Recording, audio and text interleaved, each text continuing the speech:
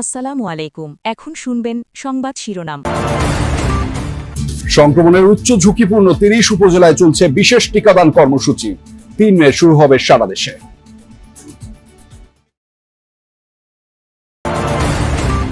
জ্বালানির জন্য কাটেনি দীর্ঘ অপেক্ষা, ডিপো থেকে মিলছে কম বলছে পাম্পগুলো। মার্কেট বন্ধের সময়সীমা বাড়ল ১ ঘন্টা।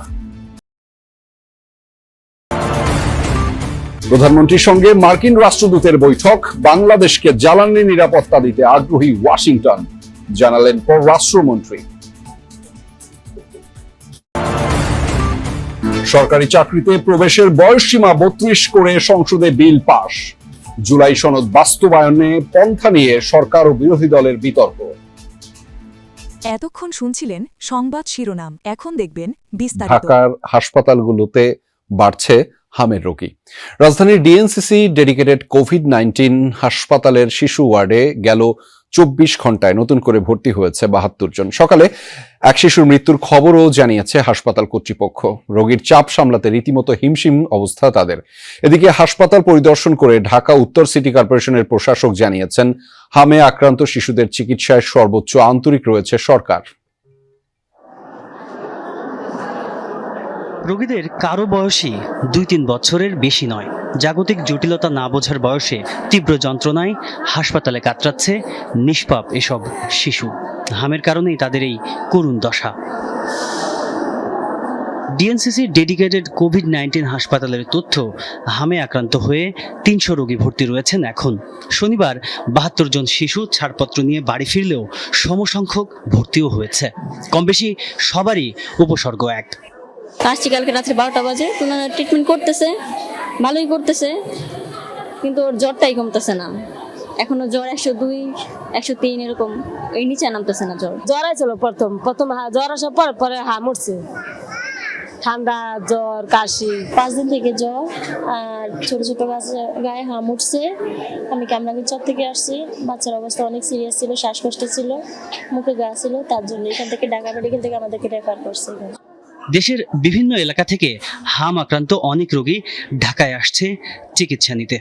কোনো শিশু চিকিৎসা নিচ্ছে ১ সপ্তাহেরও বেশি সময় ধরে।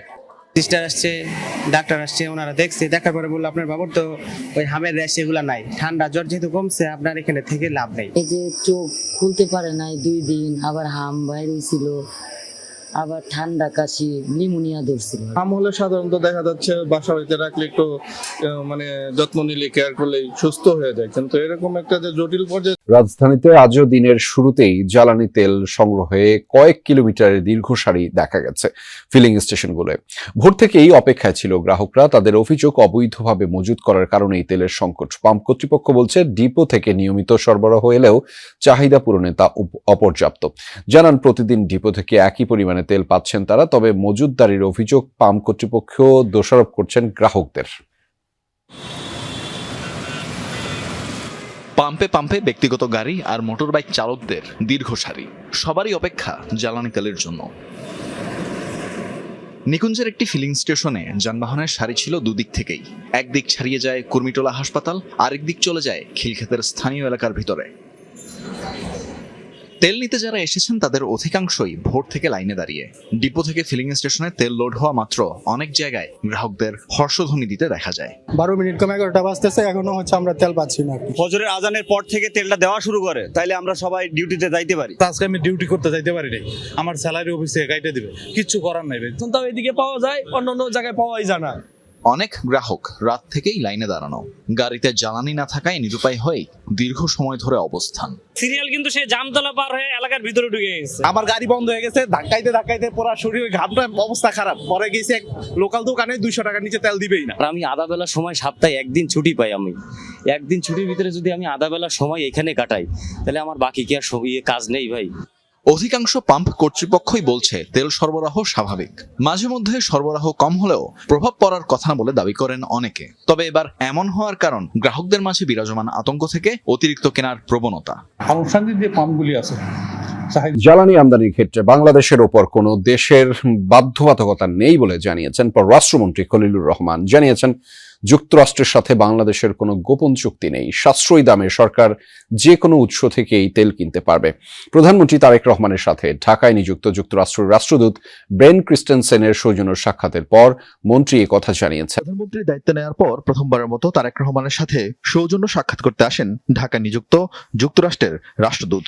তিনি প্রধানমন্ত্রীর হাতে দুটি ছবি ও হোয়াইট হাউসের একটি রিপ্লেকা তুলে দেন, যার একটি ছবিতে রয়েছেন শহীদ প্রেসিডেন্ট জিয়াউর রহমান ও প্রেসিডেন্ট জিমি কার্টার, আর অপর ছবিতে রয়েছেন সাবেক প্রধানমন্ত্রী খালেদা জিয়া ও সাবেক প্রেসিডেন্ট জর্জ বুশ সিনিয়র। বৈঠক শেষে পররাষ্ট্রমন্ত্রী জানান, আগামীতে দুদেশের সম্পর্ক কেমন হবে, উন্নয়ন ও রোহিঙ্গাদের সহযোগিতা অব্যাহত রাখা নিয়ে আলোচনায় গুরুত্ব পায়। এছাড়া বাংলাদেশের জ্বালানি নিরাপত্তা দিতে আগ্রহী যুক্তরাষ্ট্র। আমাদের জ্বালানি সিকিউরিটির জন্য তারা সাপোর্ট করবেন সেই নিশ্চয়তা আমাদেরকে দিয়েছে। যুক্তরাষ্ট্রের সঙ্গে আমাদের কোনো গোপন চুক্তি নাই, এই যে চুক্তি সেটা আমরা প্রকাশ করে দিয়েছি। 2 নম্বর কথা হচ্ছে যে কেউ কেউ বলছেন যে এই চুক্তির কারণে আমাদেরকে আমেরিকার কাছে পারমিশন চাইতে হচ্ছে, একেবারে মিথ্যে কথা। এই রাশিয়ান তেল কেনার ব্যাপারে সব দেশের উপরে রেস্ট্রিকশন আছে, আমেরিকান রেস্ট্রিকশন। আমরা সব রকম সোর্স থেকে কিনবো। আমরা চাইছি যে আমাদের ক্রেতারা সুলভ মূল্যে এই ডিজেল কিংবা অন্যান্য এনার্জি প্রোডাক্টগুলি পান। ইস্টার সানডে উপলক্ষে এদিন সচিবালয়ে প্রধানমন্ত্রীর সাথে শুভেচ্ছা বিনিময় করতে আসেন খ্রিস্টান সম্প্রদায়ের প্রতিনিধি। জুলাই সনদ বাস্তবায়ন পন্থা নিয়ে সরকার ও বিরোধী দলের বিতর্ক আজও চলমান ছিল। জাতীয় সংসদে দেয়া বক্তব্যে স্বরাষ্ট্রমন্ত্রী সালাউদ্দিন আহমদ সংবিধানের মৌলিক আদর্শ নিয়ে সরকারি দলের অবস্থান তুলে ধরেন। সংসদ নেতা তারেক রহমানের পক্ষ থেকে বক্তব্য রাখছেন। উল্লেখ করে সালাউদ্দিন আহমদ বলেন, ৭১-এর বিজয়ের সাথে অন্য কিছুর তুলনা চলেই না, কিন্তু বিরোধী দল সংস্কারের নামে ৭১ এবং ২৪-এর চেতনাকে সমান করার চেষ্টা করছে। জনগণের সরকার প্রতিষ্ঠিত হলে এই সংবিধান ছুঁড়ে ফেলা হবে। প্রয়াত বিএনপি চেয়ারপারসন বেগম খালেদা জিয়ার এমন বক্তব্যের ব্যাখ্যাও দেন তিনি। বলেন, তত্ত্বাবধায়ক সরকার ব্যবস্থা বাতিল সহ কাটাছেঁড়া করে আওয়ামী লীগ সরকার সংবিধানের যে অবস্থা করেছিল সেই পরিস্থিতি বিএনপি চেয়ারপারসন সেই বক্তব্য রেখেছিলেন। কিন্তু এখন উচ্চ আদালত পঞ্চদশ সংশোধনীকে বাতিল করেছে, সংবিধানের পুরনো কাঠামোকে ফিরিয়ে এনেছে। এর আগে বিরোধী দলীয় নেতা ডাক্তার শফিকুর রহমান বলেন, সংবিধানের যেসব ধারা ফ্যাসিবাদের জন্ম দিয়েছিল সেগুলো উপড়ে ফেলে একটি নতুন বাংলাদেশ গড়তে হবে। জুলাই অভ্যুত্থান, ৯০-এর গণ আন্দোলন ও মুক্তিযুদ্ধকে অস্বীকার করার কোনো সুযোগ নেই। গণভোটের গণরায় বাস্তবায়নের দাবি জানিয়েছেন তিনি। এদিন সরকারি চাকরিতে প্রবেশের বয়সসীমা ৩২ করে সংসদে বিল পাশ করা হয়। সংসদে তৃতীয় নোটিশটি দিয়েছেন পাবনা। যে প্রস্তাবটা এখানে আলোচিত হচ্ছে এখনো আমরা জানতে পারলাম না অনুরূপ আরেকটা প্রস্তাব ৩০ তারিখ যেটা উত্থাপিত হয়েছিল মার্চ মাসের, সেটা আর কি হলো? সেটা যদি কোনো কিছু না